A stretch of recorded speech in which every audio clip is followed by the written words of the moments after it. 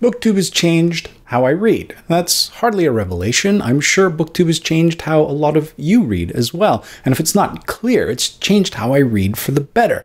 And it does so in a whole host of ways, but one of those small little ways is now I read acknowledgements. Big deal, right? I mean, acknowledgements I used to just skim past before Booktube. Didn't really care at all. It's basically where the author acknowledges or thanks his or her agent, publicist, and family. It's the same thing as that sort of movie scroll after you've listed out the stars. Don't know, don't care who the key grip was, best boy, craft services.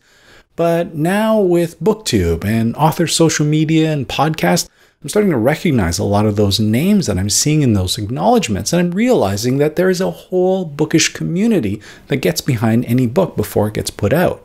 In the acknowledgements for R.O. Kwon's debut novel, The Incendiaries, she features a whole host of Asian American writers. So, apart from the usual acknowledgements to her agent and publicist, she thanks, among others, Peter Ho Kim, Tony Tulatumudi, Alexander Chi, Alice Sola Kim, Vanessa Hua, Patricia Park, Chris Lee, and a whole host of other Asian writers. And I think that's incredible. I remember the profound impact Joy Luck Club had for me, an Asian writer writing about Asians. Now, in movies, we had to wait 25 years to see an all-Asian cast in a Hollywood movie. But in books, representation has blown up, especially amongst Asian American writers, and more significantly for me, Korean American writers. And it's kind of awesome to welcome R.O. Kwon to that list with her debut. The book opens with our narrator, Will, imagining what his one-time girlfriend, Phoebe, was doing the night the Phipps building fell. It was explosions that leveled the building, but also killed innocent people, and probably as a result of the Jeja cult that she was a part of, a really fundamentalist Christian sect led by one John Leal. He imagines Phoebe and John toasting each other with goblets of wine in the slant light of dusk. And then it goes back, and we're introduced to Phoebe and how she was first introduced to John Leal, and John Leal, his backstory. He was working as an activist in China when he was captured by North Koreans and taken to a prison camp in Pyongyang. And it was there that he saw the undying devotion to the dear leader. It was an optional foot race being put on at the Gulag, the prize being a framed picture of dear leader. And what resulted was a frenzied foot race that left people trampled, one child dead as a result of a broken spine. And there he saw their undying allegiance to dear leader, that despite the conditions they were living in, despite the fact that they were imprisoned for offenses as minor as spilling tea on a picture of the dear leader, that their devotion was absolute. And it was there that John Leal realized that some people need leading, that they craved faith. Before John Leal, Phoebe was dating Will. Now Will, he's a lapsed Christian, but he is a lapsed Christian that still remembers the joy and wonder he felt in the faith. R.O. Kwon has written outside the novel as well as her experience of leaving the faith and how much it still pains her, how she remembers with joy that experience, how it is to live unafraid, to know with certainty in your heart that you are loved. And Phoebe essentially has to choose between John Leal and the structures of faith and needing to believe in something larger and suffering for it, and Will, who's freed from religion, but still misses it profoundly, is struggling, is still faking it as best he can, and living with the consequences of his non-belief. Will's love is not enough for Phoebe. She needs something bigger than herself, and John Leal offers something more.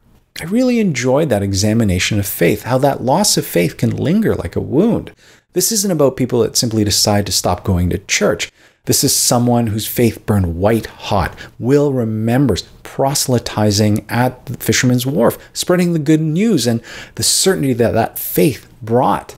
R.O. Kwon had that similar experience and talks about it in BuzzFeed, obliquely about her skincare regime, and only slightly tongue-in-cheek. Since she left the Christian faith, her lifespan has shrunk from an eternity to 80 years, tops, so she'd better start thinking about pore size and skin elasticity. Okay, so let's be clear. R.O. Kwon isn't saying that if you're religious, it's only a matter of time before you're blowing up a building. But at the same time, with religion, aren't there hard truths that are demanded of you? Isn't there a hard line in the sand that religion needs to put in there? Or is it all flexible and mutable so that you could be an evangelical and still support a racist, misogynistic Cheeto? And I know, holy shit, you do not talk about religion and politics. Of all things, you stay away from that. But this book has really got me thinking about my relationship to the church. I think I'm a laissez-faire atheist as much as I was a laissez-faire Christian. I was what you'd call a cafeteria Christian, sort of picking and choosing those things that suited my way of living. So chose to ignore edicts against premarital sex and wearing mixed fabrics. And I really didn't give much credence to the fact that my parents were probably going to hell because they weren't Christian. I remember going to a particularly fire and brimstone Sunday school and being told exactly that my parents, as one Buddhist, were going to hell while I was promised the gift of heaven. And if I was younger, that would have had a profound impact on me. But as it was, we were just like, okay, and went to another church down the road.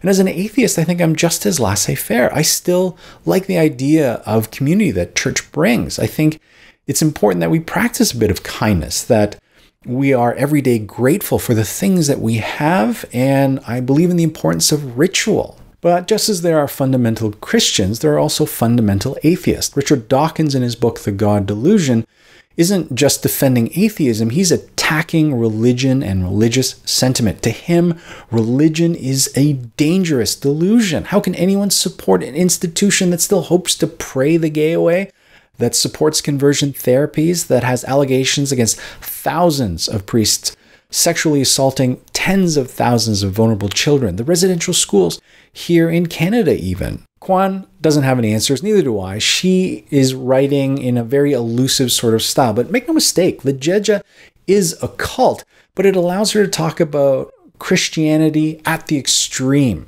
And it makes for an interesting sort of story. Koreans are devoutly Christian. A third of South Koreans are Christian, but over 71% of Korean Americans are raised Christian. And next to the United States, no one sends out more missionaries across the globe than South Koreans. Christianity is a big deal for us Koreans. And so I really enjoyed this examination of faith and that loss of faith. Okay, holy shit, this has gone off the rails completely. Religion, politics, the whole bit. I don't mean to really go off on this tangent, but this is all the things that I was thinking about as far as the book goes that sort of sparked in my head, and I just sort of puking it out here. And I apologize. I don't mean to offend any of you. If you are still with the faith, I'd love to hear your experience with the church. If you have lapsed from the faith or a hard-won atheist, I'd love to hear your experiences as well. But let's keep it civil, if at all possible. Maybe I'm just being naive, but we are pretty nice here on BookTube. Anyway, this really did open up a can of worms. I apologize. I didn't think it was going to go off in this direction. So I'd love to hear what you think in the comments below. But in the meantime, I hope you all have a great week of reading, and we'll talk to you soon. Bye.